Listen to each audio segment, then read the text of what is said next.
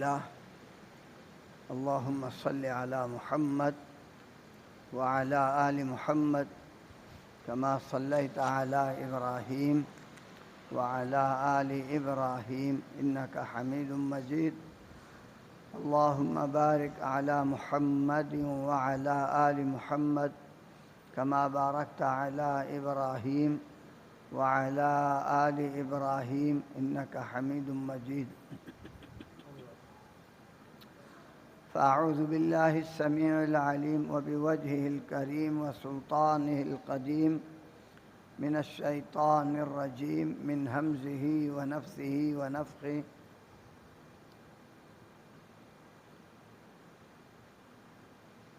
لمسجد أسس على التقوى من أول يوم أحق أن تقوم فيه رجال يحبون أن يتطهروا والله يحب المطهرين. وقال النبي صلى الله تعالى عليه وآله وسلم: من بنى لله مسجدا بنى الله له بيتا في الجنة.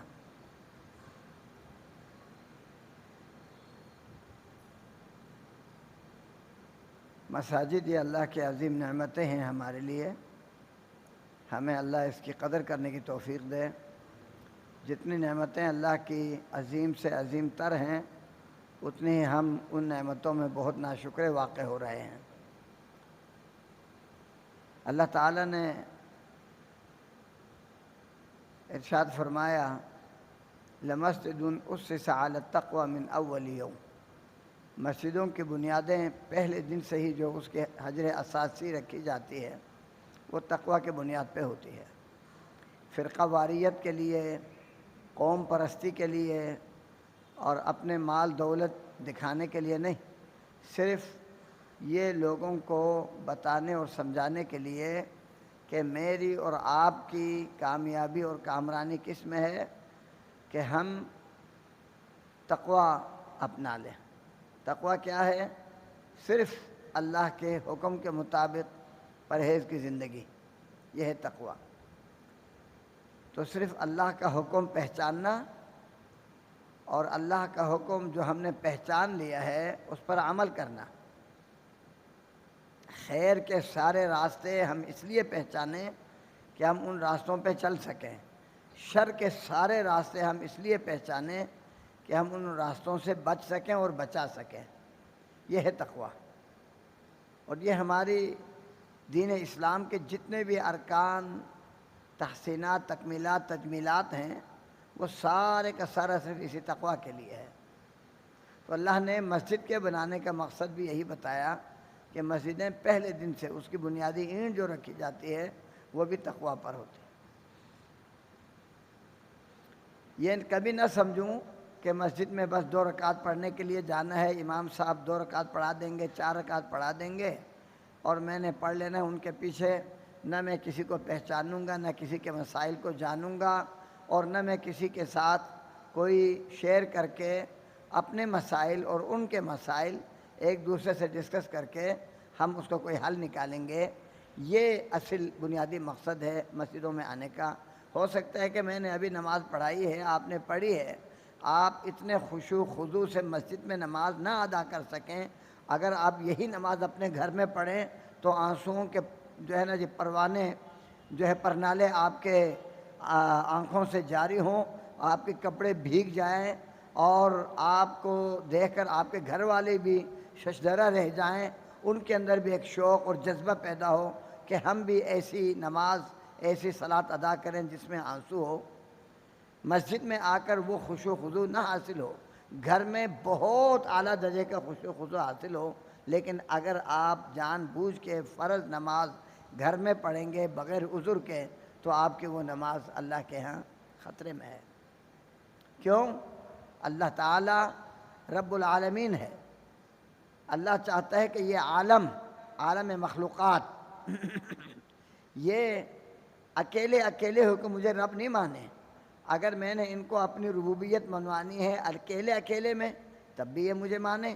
اور اگر میں نے ان کو حکم دیا ہے کہ سارے اکٹھے ہو کر 5 نمازوں کے لیے مسجدوں میں جمع ہوں، اس کے بعد ہفتے میں 1 دن جمعے کے لیے مسجد میں جمع ہوں، پھر اس کے بعد جو ہے سال میں 2 دفعہ عیدین کے لیے جمع ہوں، اور اس اجتماعیت کے پیچھے ایک دوسرے کی خبر گیری، ایک دوسرے کے ساتھ نفع نقصان، تکلیفوں میں، مشقتوں میں، پریشانیوں میں ہمدردی اور غمخواری کا جذبہ، اور جن لوگوں کو یہ کام نہیں آتا وہ محلے میں، مسجد میں کسی کو جانتا ہی نہیں کس کی کیا حالت ہے، کون کس پوزیشن میں ہے، اللہ تعالیٰ ان کو پتہ کیا نام دیتا ہے، جو نام نہ مجھے پسند ہے نہ آپ کو پسند ہے۔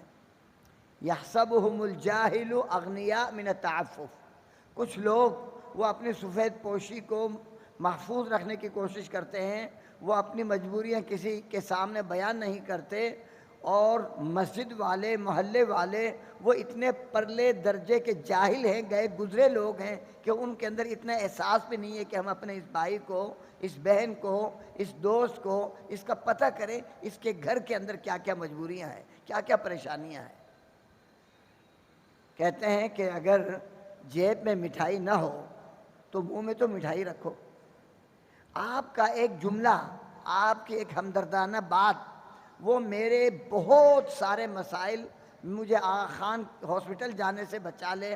آپ نے کہا کہ جناب آپ جو ہے سبحان اللہ پڑھ لیں، استغفر اللہ پڑھ لیں۔ میرا بیٹا گم ہوا تھا تو مجھے ایک بزرگ کہنے لگے آپ فلاں کے پاس جائیں، میں نہیں گیا ان کے پاس۔ اگلے دن پوچھا کہ جی آپ گئے تھے؟ میں نے کہا نہیں۔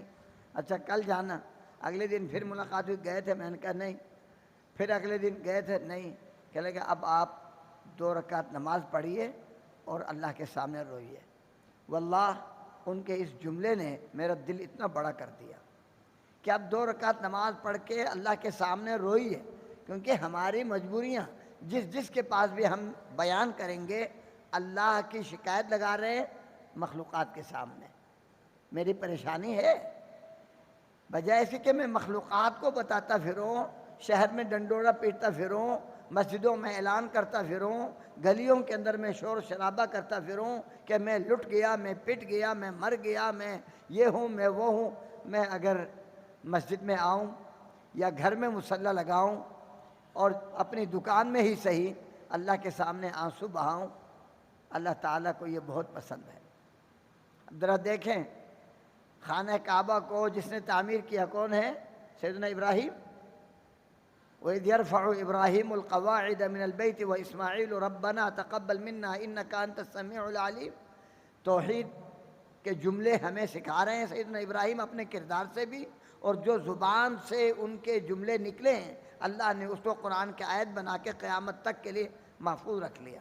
ابراہیم بیت اللہ کی بنیادیں اٹھا رہے ہیں، اسماعیل بھی ساتھ لگے ہوئے ہیں، اور اللہ سے رو رہے ہیں کہ اللہ اس کو قبول فرما لینا، کیونکہ تو ہی دلوں کو جانتا ہے اور آوازوں کو سنتا ہے، تیرے علاوہ کوئی نہیں۔ اس سے پہلے کیا کیا ابراہیم علیہ السلام پہ مراحل آئے آپ جانتے ہیں۔ کعبۃ اللہ کو بنانا، مسجدوں کو بنانا آسان ہے، لیکن اس کی تعمیر و ترقی کے جو اصل مقاصد اور اہداف ہے ان کو قائم رکھنا مشکل ہے۔ اس لیے اللہ تعالیٰ نے ابراہیم علیہ السلام کو سب سے پہلے آگ میں ڈلوایا۔ باپ بھی دشمن، برادری بھی دشمن، حکومتیں بھی دشمن، سب نے مل کے ابراہیم کو آگ میں ڈال دیا۔ بیت اللہ بنانے والی شخصیت وہ عظیم شخصیت ہے کہ وہ آگ کے اندر بھی تم سب مل کر ڈالو گے، آگ اللہ کا فوجی اور یہ شخصیت بھی اللہ کا فوجی۔ اللہ اپنی جس فوج سے جو کام لینا چاہے وہ لے سکتا ہے۔ آگ سے کیا کام لیا؟ ابراہیم کو نہ جلانے کا، بلکہ وہ جو رسیاں انہوں نے باندھی تھی وہ تو جلا دیں، اور ابراہیم کا بال بھی نہیں جلا۔ ٹھیک ہے جی۔ اور ابراہیم بھی اللہ کا فوجی، ان سے کیا کام لینا ہے؟ اللہ نے بیت اللہ کی تعمیر کرانی ہے۔ ابراہیم علیہ السلام باپ کو کہتا ہے کہ سأستغفر لک ربی انہ کان بی حفیہ۔ باپ نے کہا کہ ابراہیم اب آپ آگ سے تو بچ گئے ہیں، تو میرے بیٹے، اب ایجنسیوں سے، پولیس اور فوج سے مجھے خطرہ ہے، آپ جو ہے میرے مشن کے خلاف، وقت کے حکومت کے خلاف لہٰذا وہجرنی ملیہ، مجھے چھوڑ کے چلے جائیے۔ ابراہیم علیہ السلام کہا ٹھیک ہے جی ابا میں جا رہا ہوں۔ اپنی بیوی کو ساتھ لے کر نکلے، آگے ایک اور امتحان۔ کیوں؟ ان امتحانات سے گزر کر بیت المقدس بھی ابراہیم علیہ السلام نے تعمیر کرنا ہے، اور بیت اللہ کعبۃ اللہ بھی ابراہیم علیہ السلام نے تعمیر کرنا ہے۔ اب اس کے لیے بہت بڑا دل اور جگر چاہیے، بڑی تربیت چاہیے، اور تربیت جو لوگ لیتے ہیں، آپ جانتے ہوں گے فوج میں، پولیس میں جو کمانڈو قسم کے لوگ ہوتے ہیں وہ ایسے کمانڈو بن جاتے ہیں۔ ان کو بڑی کٹھن مراحل سے گزرنا پڑتا ہے، پہاڑوں پہ دوڑنا پڑتا ہے۔ اگر پہاڑوں پہ دوڑ کے اوپر سے ان کو جو ہے نا جی پھینکنا پڑتا ہے، زمین پہ گرا بچ گیا تو ٹھیک ہے، نہیں مر گیا تو مر گیا۔ یہ تربیت ہے۔ ابراہیم علیہ السلام کو بھی اللہ نے اس تربیت سے گزارنے کے لیے بڑے بڑے ان کے جو ہے نا کٹھن مراحل، جو دنیا کے سامنے وہ سمجھ میں بھی بے شک نہ آئے کہ ابراہیم آگ میں بچ جائے اور ابراہیم علیہ السلام کی بیوی گرفتار ہو جائے، اور پھر وہ اکیلی عورت بند کمرے کے اندر اللہ سے روئے اور کیا کہے، اللہم انی آمنت بک وبرسولک واحسنت فرجی الی علی زوجی فلا تسلط علی ھذا الکافر، کہ اللہ تو جانتا ہے میں مومنہ عورت ہوں، تجھ پر بھی ایمان، تیرے نبی پر بھی ایمان۔ جن لوگوں نے بیت المقدس کو تعمیر کرنا ہے، جن لوگوں نے کعبے کو تعمیر کرنا ہے، ان کی جو ہے مائیں بھی کیسی ہونی چاہیے، وہ بھی اللہ تعالیٰ نے ہمیں دکھا دیا کہ ان کا دنیا کے کسی چیز پر کوئی ایمان نہیں، اگر ایمان تو صرف اللہ پر۔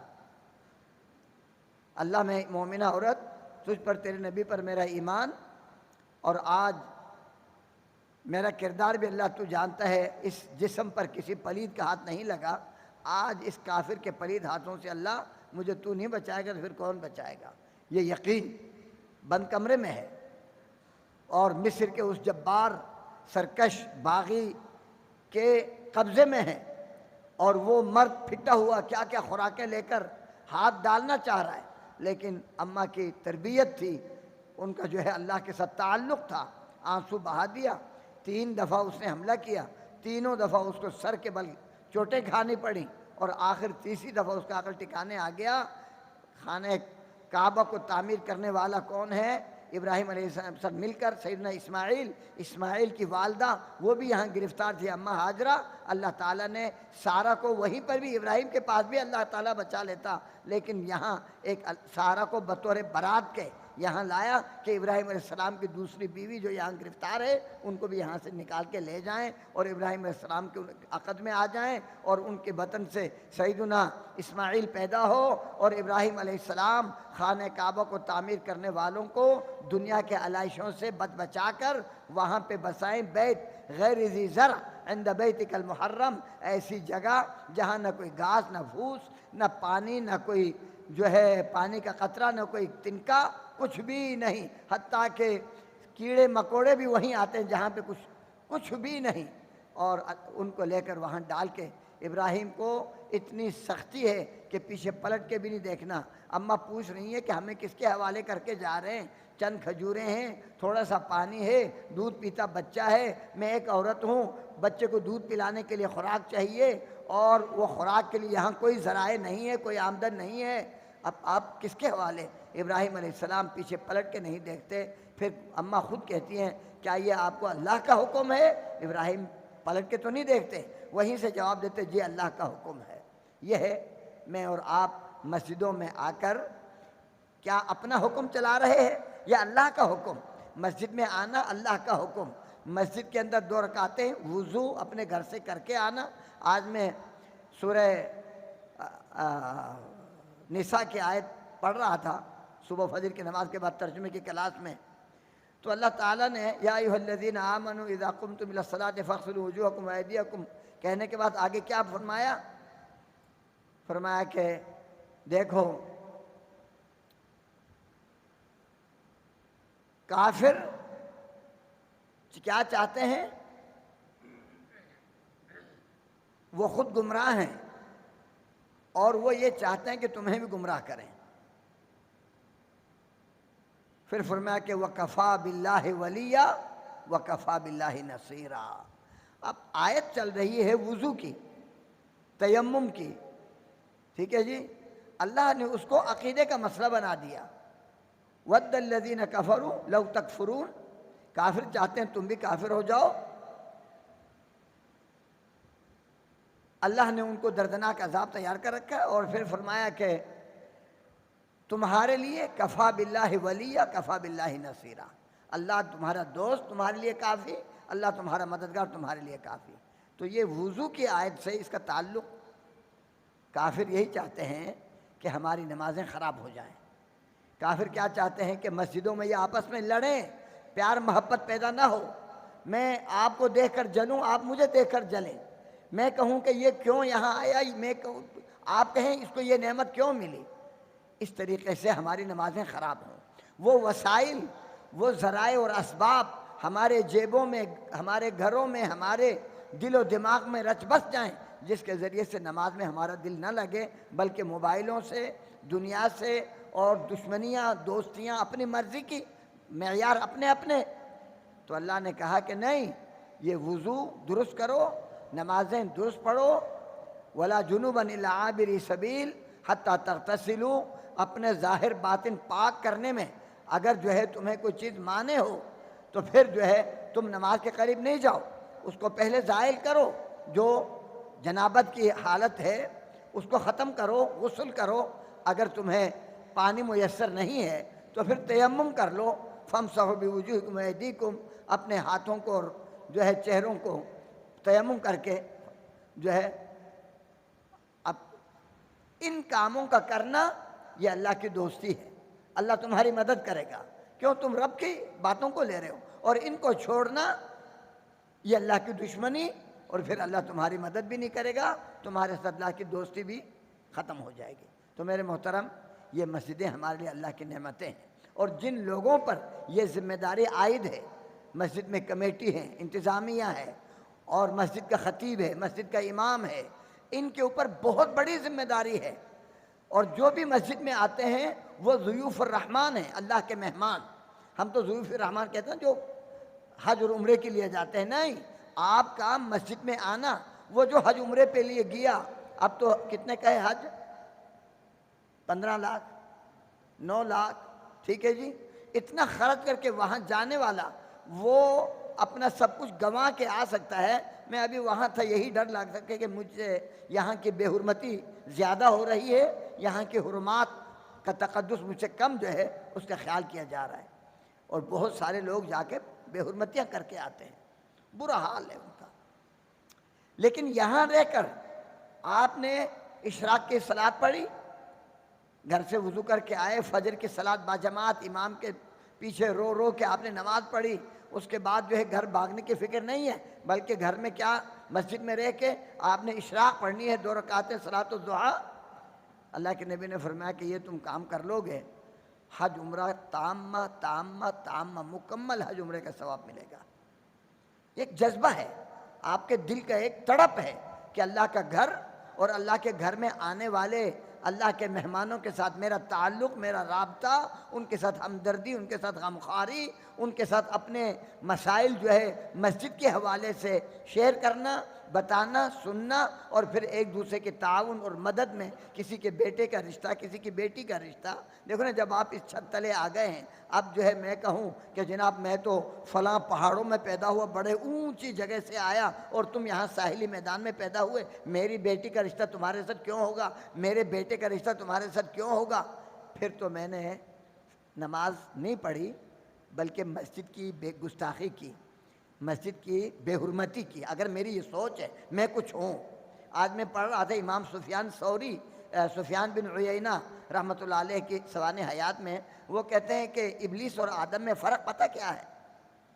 ابلیس اور آدم میں فرق، آدم کے دل میں ایک شہوت پیدا ہوئی کہ میں یہ چیز کھا لوں، ایک چاہت پیدا ہوئی، اس چاہت کے بنیاد پہ انہوں نے کھا لیا، اور پھر توبہ کی توفیق ہوئی، انہوں نے توبہ کر لیا، اللہ نے توبہ قبول کر لی۔ ابلیس، اس کے دل میں تکبر آیا کہ میں بڑا، میں اونچا، میری ذات، میری بات، میری برادری، میں اعلیٰ نسل، میں آدم حقیر، ذلیل، ہیچ نیچ، یہ مٹی کا، میں آگ کا۔ ابلیس کے دل میں تکبر آیا، جس کے دل میں وہ گناہ کرے تکبر کے بنیاد پہ، لعنہ اللہ، اللہ کی لعنت اس پہ برستی ہے۔ اللہ کے سرزمین پہ تکبر، اور بتقاضے بشریت کچھ کمزوری کا غلطی ہو گئی اور وہ توبہ کرتا ہے، اللہ اس کی توبہ قبول کرتا ہے۔ یہ ہے ابلیس اور آدم۔ اللہ ہمیں آدم کی طرح بننے کی توفیق دے، ابلیس کی طرح نہ بننے کی توفیق دے۔ تو میرے محترم، بات لمبی ہو جائے گی، گزارش یہ ہے کہ ان مساجد کے مقام کو سمجھیے۔ یہاں پہ تعلیم کتاب، تعلیم سنت، اور جو ہے اللہ کے نبی صلی اللہ علیہ وسلم کی سنتوں کو اجاگر کرنا، سمجھانا، بتانا۔ میرے اندر کوئی کمزوری آپ کو نظر آئے تو آپ فتویٰ نہ جاڑیں، بلکہ پیار محبت سے میرے پاس آئیں، مجھے آیت دکھائیں، حدیث دکھائیں، پہلے آپ روئیں اللہ کے سامنے کہ میں اپنے بھائی کو یہ بات بتانے جا رہا ہوں، اللہ میرے باتوں میں اثر پیدا کر، ان کے دل کو نرم کر دے کہ میری بات ان کے دل میں اتر جائے، اور جو ہے میں ان کو صحیح حق مسئلہ بتا سکوں۔ یہ ذہن میں رکھ کر ہم یہاں پہ آئیں اور ایک دوسرے کے ساتھ ایک ہی خاندان بن کر ہم سوچیں سمجھیں، تو رب تعالی ہم سے راضی ہو جائے گا۔ اللہ تعالی مجھے اور آپ کو اس کی توفیق عطا فرمائے۔ ابراہیم علیہ السلام، اماں سارہ، اور سیدنا اسماعیل علیہ السلام، اور سیدنا اسحاق علیہ السلام، جنہوں نے بیت المقدس تعمیر کی، یہ جو ہے یا عورتیں ہیں، عورتوں کے لیے بہترین نمونہ، اگر مرد ہیں مردوں کے لیے نمونہ، اگر بچے ہیں تو بچوں کے لیے نمونہ، کہ بچے ماں باپ اس طریقے سے ان کی تربیت کریں اور یہ بچے اس طریقے سے اپنے ماں باپ سے تربیت حاصل کریں۔ تو یہ اللہ تعالی ہمیں ان واقعات کو سیکھ کر، سمجھ کر، عمل کر کے آگے سمجھانے سکھانے کے اللہ توفیق عطا فرمائے۔ وصلی اللہ وسلم علی خیر خلقہ محمد وعلی آلہ واصحابہ اجمعین۔ والسلام علیکم۔